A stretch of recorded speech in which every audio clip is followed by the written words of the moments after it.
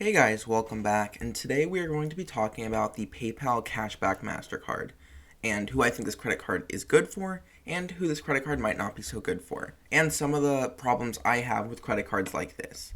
In the past, I did talk about the Citi Double Cash card, which is a pretty similar credit card, just marketed by Citibank as opposed to PayPal. So the PayPal Cashback Mastercard, not to be confused with the PayPal Extras Mastercard, is a 2% cashback on all purchases card. No matter what you're purchasing, you are going to be getting 2% cash back on this, which on face value does sound really good.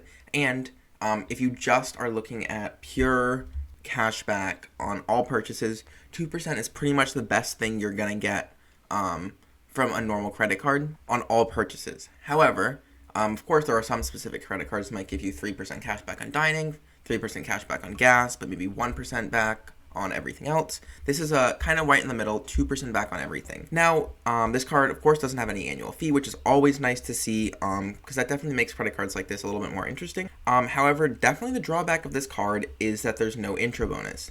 And for a lot of people, that might not matter, which is fine. But for a lot of people, that does matter if you actually look at the math behind a credit card. For example, if you're getting a card that's going to get you 2% cash back, and you're not going to get an intro bonus, that actually does really hurt the value you get from the card, unless you are spending a huge amount of money, like tens of thousands of dollars every quarter, and then it kind of will equalize quicker. However, if you're just spending maybe $1,000 a month, this sort of intro bonus you could get on a credit card like this really comes into play. So for this, I like to use a comparison to the Chase Freedom Unlimited, which I feel like is a similar card. However, it does offer an intro bonus. Now, of course, this credit card is pretty much the hallmark. It's going to be 1.5% cash back on all of your purchases. There are some other categories that you'll get more in, but your base earnings rate is 1.5% on all purchases.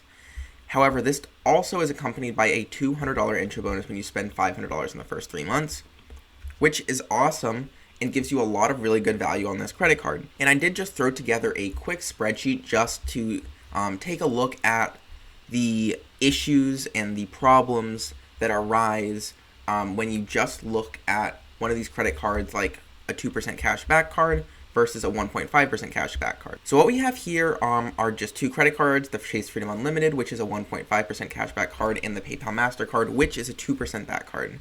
The Chase Freedom Unlimited, we are of course going to see our $200 intro bonus, and of course the PayPal Mastercard, we are not going to get an intro bonus. So this is just a random number I put in to play around with. But if we start at something that I think maybe over the course of, maybe you want to see the value of the first year of your credit card. Let's say you spend, I don't know, $1,000 a month. So you're going to spend $12,000 in the first year you have whatever credit card that is.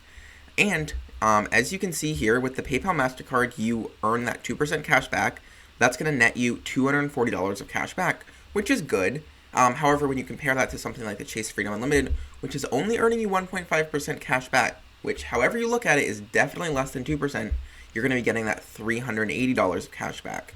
So this intro bonus really does make a big difference. And on top of that, you're going to get this intro bonus as soon as you spend your first $500. So on something, if you're spending $1,000 a month, you would get this $200 after your first month of having a card. So in your first month of having a card, you've already gotten $200 worth of cash back, plus that $1,000 of 1.5% cash back in your first month. However, with the PayPal Mastercard, you would only be getting that 2% back in your first month. Say you spend $1,000, that would be $20 worth of cash back in a month. When in your first month on the Chase Freedom Unlimited, you'd be getting something like $215 in cash back, which is definitely a lot more.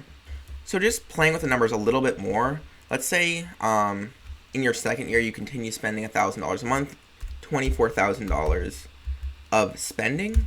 This is still going to produce better value on the Chase Freedom Unlimited after 2 years of spending $1,000 a month. You're still going to get more value out of the Chase Freedom Unlimited, which is pretty interesting when you really break it down and think about it, because you'd think you're getting a 2% cashback card. This is making you back a lot of money, but it's really not. Let's look at 3 years down the road and see if that evens it out. So as you can see here, even after 3 years, you're spending $1,000 per month, you're still going to get more value in terms of overall cash back from the Chase Freedom Unlimited, which I think is pretty exceptional if you think about it. After you spent $40,000 on this credit card, it's going to even out. So you can clearly see how if you were just looking at getting one credit card and you were trying to decide whether you were looking at maybe the PayPal Mastercard versus the Chase Freedom Unlimited, purely based on the rewards rate of the Chase Freedom Unlimited, you would have to spend $40,000 for the PayPal Mastercard to make more sense in terms of cash back. Now, if this is a completely different story, if you are spending a ton of money and you just want to have one credit card and you just want to get 2% cash back on everything, you don't want to ever have to think about it, you don't care about getting better value on travel, you don't want any annual fees, and you're spending like $100,000 a year, for example. If you're spending $100,000 a year in your first year, you are going to get better value with the PayPal Mastercard because we've crossed over that $40,000 threshold. However, as you can see, the value still isn't that much better from a purely total cashback standpoint, especially after spending $100,000. So, as you can see, it really makes sense to get these 2% back cards. If you just want one credit card, you don't have to worry about it. If you want to credit card like the Chase Freedom Unlimited to get this intro bonus, and then maybe you want to get a second credit card to use every day, maybe you get more benefits from that.